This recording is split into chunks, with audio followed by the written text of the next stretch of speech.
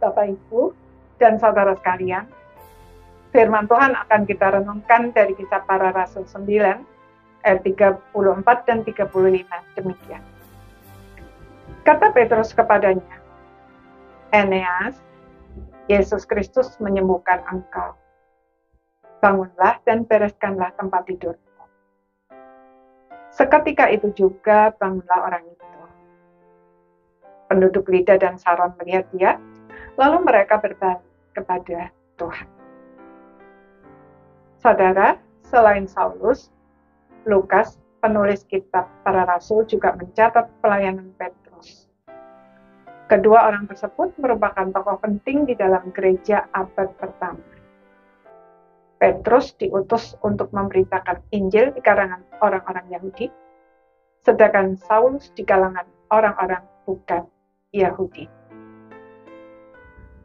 Bagian Alkitab ini mengisahkan pelayanan Petrus di Lida dan Yope.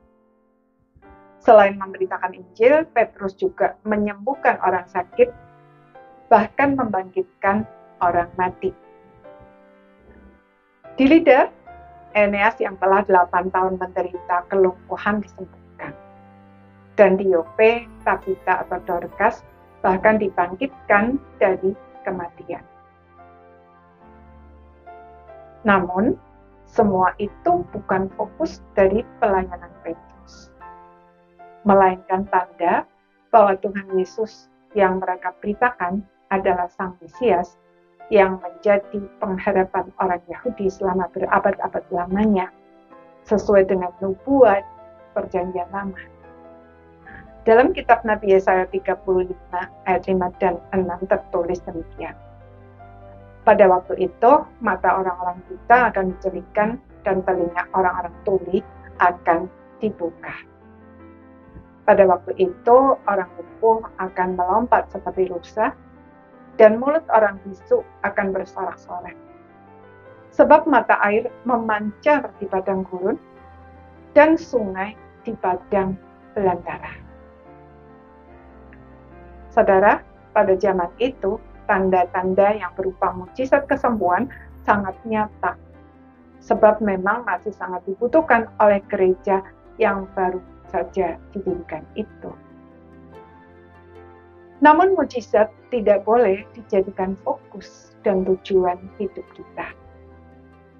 Ada atau tidak adanya mukjizat bukan sesuatu yang penting dan tidak bisa dijadikan ukuran berhasil atau tidaknya sebuah pelayanan. Pada kenyataannya, adanya mukjizat bahkan tidak bisa membuat orang yang pada dasarnya tidak percaya menjadi orang beriman.